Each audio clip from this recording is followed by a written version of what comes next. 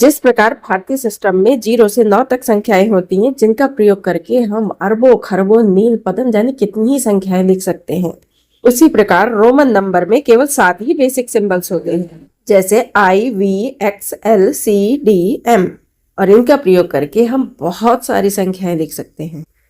Roman numerals को Hindu Arabic numerals में कुछ इस तरह से लिखा जाता है। I के लिए 1, V के लिए 5, X के लिए 10, L के लिए 50, C के लिए 100, D के लिए 500 और M के लिए 1000।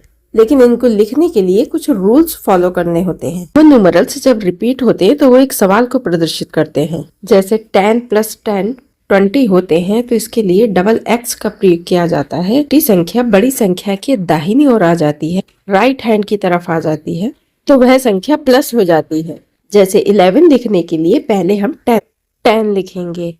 10 लिखने के लिए हम x का प्रयोग करेंगे और I को उसके राइट हैंड की तरफ बैठा देंगे, तो हमारा हो जाएगा 10 + 1 = 11। और 12 लिखने के लिए 11 के राइट हैंड में 1 लिख देंगे, I लिख देंगे, तो ये हो जाएगा 11 + 1 = 12। यहाँ पर 10 बड़ी संख्या है और 2 छोटी संख्या है। यही छोटी संख्या जब रोमन न्यूमरल्स के लेफ्ट हैंड की तरफ आ जाएगी, अर्थात बाईं तरफ आ जाएगी, तो यह माइनस हो जाएगी। जैसे x अर्थात 10 एक बड़ी संख्या है, इसके लेफ्ट हैंड में I है जो कि एक छोटी संख्या है, तो इसलिए 10 - 1 = 9। उदाहरण देखिए, 40 लिखने के लिए पहले हम L का प्रयोग करेंगे। L किसे कहते हैं? 50 को कहते हैं।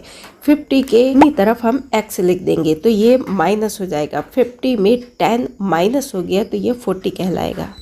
समझ गए ना आप? एक और उदाहरण देखिए, 9 लिखने के लिए हम x की बाईं तरफ I को रखेंगे और 11 लिखने के लिए हम x की दाहिनी तरफ यानी राइट हैंड की तरफ हम I को रखेंगे।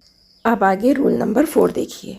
जब दो बड़ी संख्याओं के बीच में एक छोटी संख्या आ जाती है, तो वह अपने राइट हैंड की संख्या से घट जाएगी।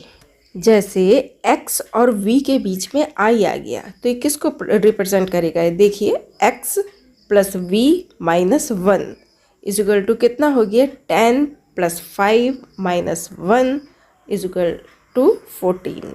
यहाँ पर 10 भी बड़ा है और 5 भी बड़ा है, तो इसके बीच में जो संख्या आ रही है I, वो अपने राइट हैंड से यानी 5 से वो 1 माइनस हो जाएगी, तो इसलिए 14 कहलाएगा। आसान शब्दों में हम ये कह सकते हैं कि लेफ्ट हैंड में संख्या माइनस होती है और राइट हैंड में संख्या प्लस हो जाती है। दूसरा उदाहरण देखिए, 29 को लिखने के लिए हम 3 बार x लिख देंगे, जो कि 30 को रिप्रेजेंट कर रहा है, तो 1 कहाँ जाएगा? सही सोचा आपने, ये 10 के लेफ्ट हैंड की तरफ चला जाएगा। अब हो जाएगा ये 10 + 10 + 10 - 1 = 29। रूल नंबर 5 देखिए, I और V कभी भी L और C के लेफ्ट हैंड की तरफ नहीं लिखे जाते।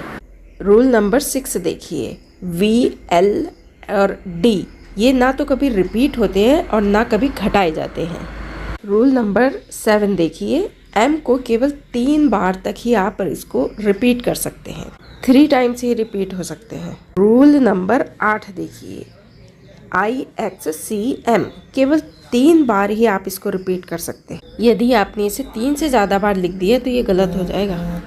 आइए कुछ डाउट्स आपके क्लियर करते हैं।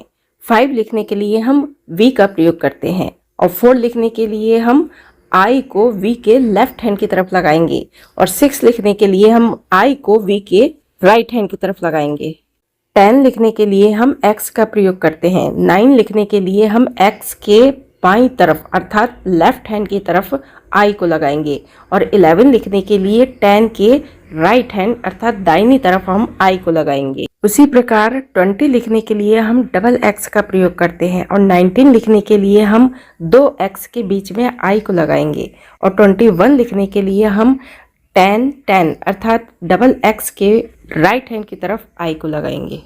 उसी प्रकार से 30 लिखने के लिए हम ट्रिपल x का प्रयोग करते हैं और 29 लिखने के लिए हम डबल x और फिर x और उस x के लेफ्ट हैंड की तरफ हम I को लगाएंगे। 31 लिखने के लिए हम ट्रिपल x लगाएंगे और I को 10 के राइट हैंड की तरफ लगाएंगे। नेक्स्ट उदाहरण देखिए, 40 को लिखने के लिए हम पहले 50 को लिखेंगे। 50 के लिए हम L लिखेंगे। लेफ्ट हैंड की तरफ हम X को लिख देंगे जो कि 10 को माइनस कर देगा और बन जाएगा 40। और 50 लिखने के लिए तो हम केवल L को लिखेंगे, बन जाएगा हमारा 50। तो बच्चों, रोमन नंबर के इन टिप्स और ट्रिक्स को फॉलो करके आप छोटी से छोटी और बड़ी से बड़ी संख्या को लिख सकते हैं। यदि वीडियो पसंद आया तो वीडियो को लाइक और शेयर जरूर कीजिए। धन्यवाद।